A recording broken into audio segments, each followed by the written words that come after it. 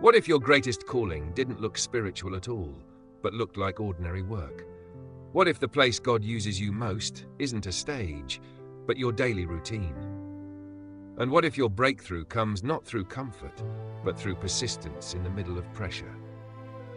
After leaving Athens, Paul arrived in a city very different in atmosphere, Corinth. Corinth was busy, diverse, and full of life.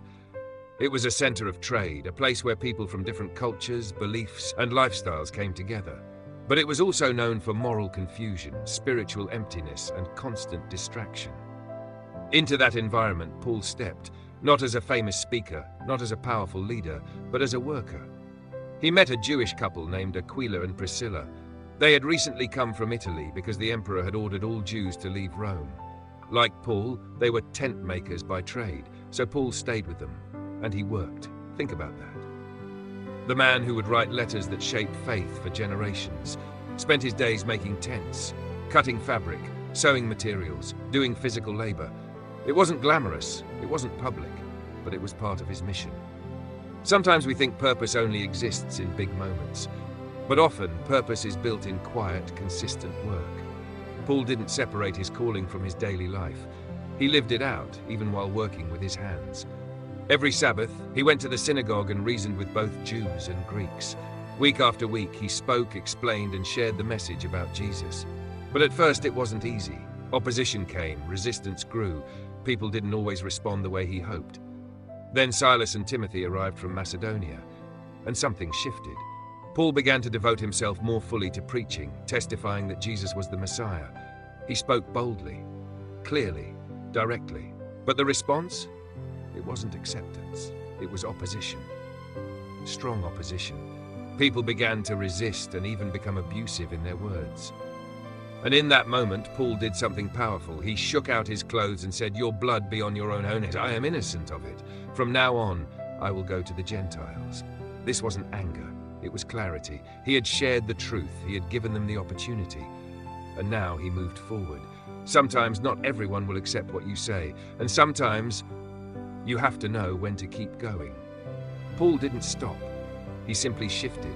He left the synagogue and went next door, to the house of Titius Justus, a worshipper of God. And there, something unexpected happened. Crispus, the synagogue leader, believed in the Lord, together with his entire household. Think about that. The leader of the synagogue believed. Even in the middle of rejection, breakthrough was happening, and many of the Corinthians who heard Paul believed and were baptized. Faith was growing, quietly, steadily, right in the middle of a difficult place. But even with these signs of progress, Paul was still human. He felt pressure, he felt uncertainty. And then one night the Lord spoke to him in a vision. "Do not be afraid, keep on speaking, do not be silent." That means fear was there, even for Paul, even after everything he had seen. Do not be afraid, those words matter. Because courage doesn't mean the absence of fear. It means continuing despite it. Keep on speaking. Don't stop. Don't give up. Don't let opposition silence you. Do not be silent. Your voice matters, your message matters, and then came the promise. "For I am with you, and no one is going to attack and harm you, because I have many people in this city." God was already working.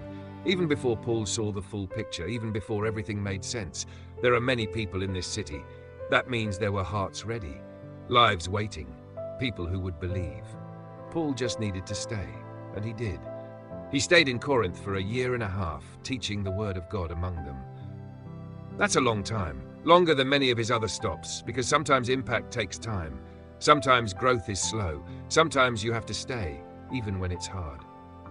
During that time, a strong community of believers began to form. Lives were changed. Faith was built, not overnight, but through consistency, through presence, through perseverance. But once again, opposition came. When Gallio became the proconsul of Achaia, the Jewish leaders in Corinth united against Paul. They brought him to the place of judgment. This man, they charged, is persuading the people to worship God in ways contrary to the law. The accusation was serious, legal, public.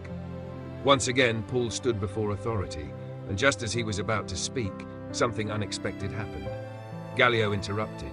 He said to the Jews, "If you were making a complaint about some misdemeanor or serious crime, it would be reasonable for me to listen to you. But this This is about questions of words and names and your own law. Settle the matter yourselves." And he drove them off. Just like that. The case was dismissed. No punishment, no trial, no defense even needed. God's promise was being fulfilled. No one is going to attack and harm you. Even in the middle of accusation, protection was there. But the story takes an unexpected turn. The crowd turned against Sosthenes, the synagogue leader, and beat him in front of the proconsul. And Gallio showed no concern. The situation was chaotic, unfair, uncontrolled. And yet Paul remained. He stayed for some time longer, still teaching, still building, still serving. The story of Corinth is not just about preaching, it's about staying. Staying when it's uncomfortable, staying when it's difficult, staying when results are not immediate. Paul didn't arrive in Corinth with a perfect plan. He worked, he connected, he preached, he faced rejection, he had adapted, he received encouragement, he stayed. And through all of that, God worked. Sometimes we think our purpose has to look big to matter, but in Corinth, purpose looked like making tents, living with others, having conversations, showing up every week, speaking even when it was hard, staying even when leaving would be easier. And that's where transformation happened, not just in crowds, but in homes, in relationships, in daily life. The partnership with Aquila and Priscilla also matters. They weren't just co-workers, they were partners in faith, supported Paul, lived with him, worked with him, and later they would continue the mission in their own way. Faith is not meant to be lived alone. Community matters, support matters, people walking with you matters. And sometimes, the people you meet in ordinary moments become part of something much bigger. Corinth was not an easy place, but it became a place of impact. Because Paul didn't give up. He didn't let opposition define the outcome. He didn't let fear silence his voice. He listened, he trusted, he stayed, and God moved. This story speaks into our lives today, because many of us are in our own Corinth, busy environments, challenging situations, places where faith isn't always welcomed. Moments where we feel pressure, where we question if what we're doing matters. But the message is clear. Keep going, keep speaking, keep showing up, even in the ordinary, even in the unnoticed, even in the difficult, because God is present there too. I am with you. That promise still stands. There are many people, you may not see them yet, but God does. Lives you can impact, people who are searching, hearts that are ready, and your consistency, your faithfulness. Your willingness to stay could be the reason they encounter truth. You don't need a perfect environment to live out your purpose. You don't need everything to go smoothly. You don't need everyone to agree with you. You just need to remain faithful, to keep going, to trust that even when things feel slow, something is happening.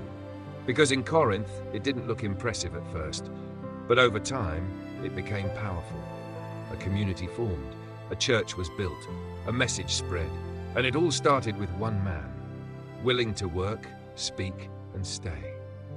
So the question is simple. Where is your Corinth? Where has God placed you? And are you willing to stay, even when it's not easy? Are you willing to keep going, even when you don't see immediate results? Are you willing to trust that God is working, even when you can't see the full picture? Because sometimes the greatest impact comes not from leaving, but from staying, from consistency, from faithfulness, from quiet obedience. And in that place, God does something greater than you expect. Thank you for watching this video. If this message encouraged you, don't forget to like, follow the channel, and share this video with someone who needs strength to keep going today.